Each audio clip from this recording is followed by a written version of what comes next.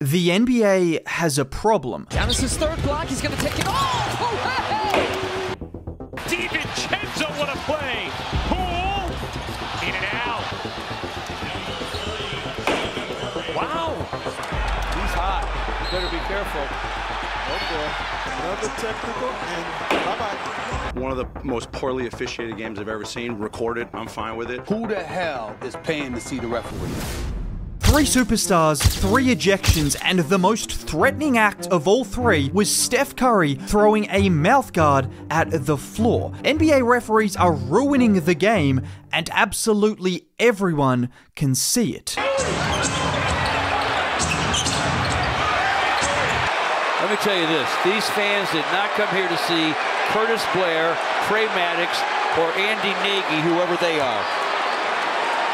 You know, I felt the same way when Giannis Antetokounmpo got ejected in Milwaukee. You heard the Pistons announcer. Do any of you guys recognize Curtis Blair, Trey Maddox, or Andy Nagy? You wouldn't even know who they were if they introduced themselves to you. But you sure know Steph Curry, Nikola Jokic, and Giannis Antetokounmpo, and those are just 3 of the many victims to awful officiating over the last couple of seasons. And when I say they're just a few of many, in just the last year alone, these are some of the notable ejections of the stars of this league. Jaylen McDaniels might not be on that level, but he was involved with Klay Thompson, and that might have been the most ejection-worthy incident listed, because some of these reasons for tossing superstars from the game, you have to see to believe. And Ja Morant's just been kicked out of the game.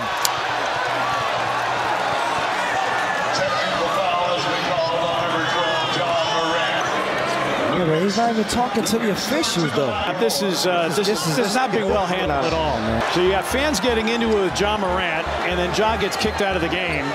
Yes, on the 30th of November last year, Ja Morant was thrown out of a regular season game for interacting with a fan. And if you thought Ja might have overstepped the line, please tell me if he looks hostile during this clip. Or more importantly, how about during the game where the fans he interacted with were pictured talking to Ja on FaceTime after he had been ejected, laughing at the sheer idiocy of this ejection. So what do you think the NBA officials had to say following this? Well, they had to think quick, because clearly Ja wasn't being hostile towards the fans, and he wasn't being hostile towards the referee either, because he wasn't even looking in his direction. So they came up with a vague and unconvincing response, stating Ja was assessed his 2nd technical foul for making a comment questioning the integrity of the officials. Yes, could you get any more vague? The kind of response that would be concocted if absolutely nothing happened. I mean, a player yelling, "come on," or "that's a foul," could technically be considered questioning the integrity of officials.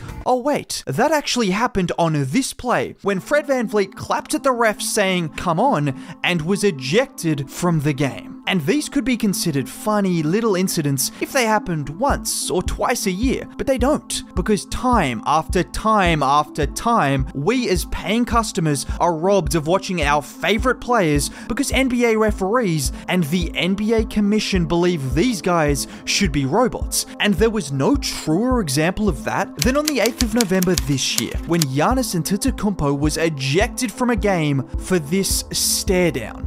No violence, no trash talk.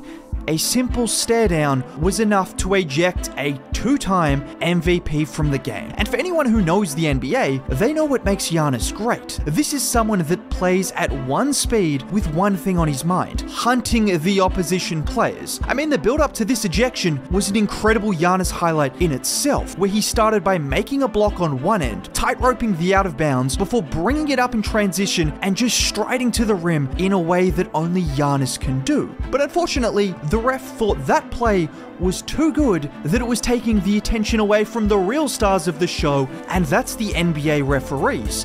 So they had to eject him. And the issue with ejections like this isn't just the impact this has on isolated games, but this is affecting the entire league. The NBA is trying to rid the game of all competitive spirit and tension.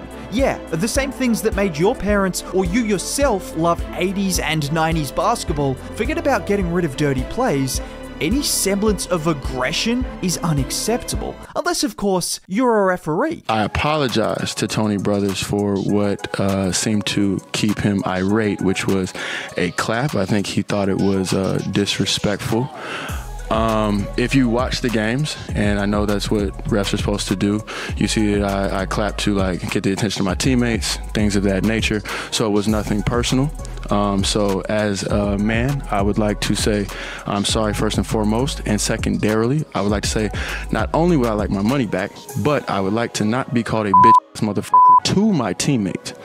So if there is anybody that feels that way about me, not naming any names, they can address me personally, face to face. Allow me to introduce you to Tony Brothers, a referee that can certainly dish it out, but God forbid any NBA player shows any level of emotion towards him or another player whilst he's on that floor, because Mr. Brothers will ensure the only star left in the building is him. And there's one particular issue with Tony Brothers that encapsulates everything that's wrong with NBA refereeing. He doesn't like the game.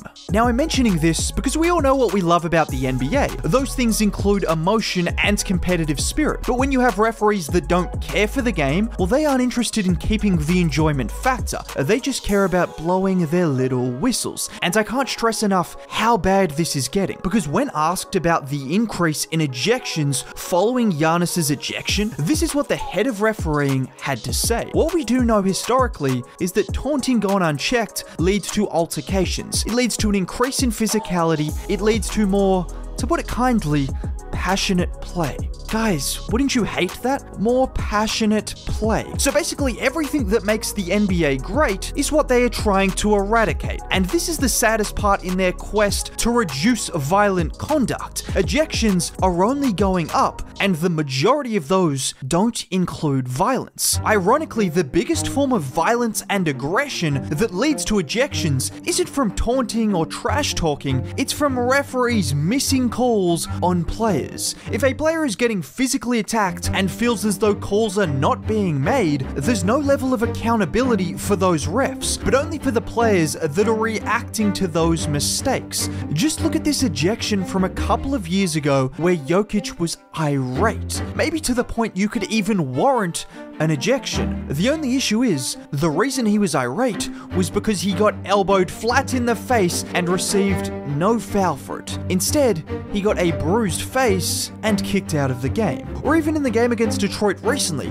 it was 2.5 quarters of hacking going uncalled before Jokic finally blew up following 2 more uncalled hacks on the same possession. It's a cycle. Player gets fouled, it doesn't get called, he gets angry at ref, technical foul, it happens again, another one, you're out of here. And that's just not a cycle that should exist. Now, if you did make it all the way to the end of the video, a like would be greatly appreciated. You might as well subscribe to the channel if you want to see more content like this. Either way, have a great day.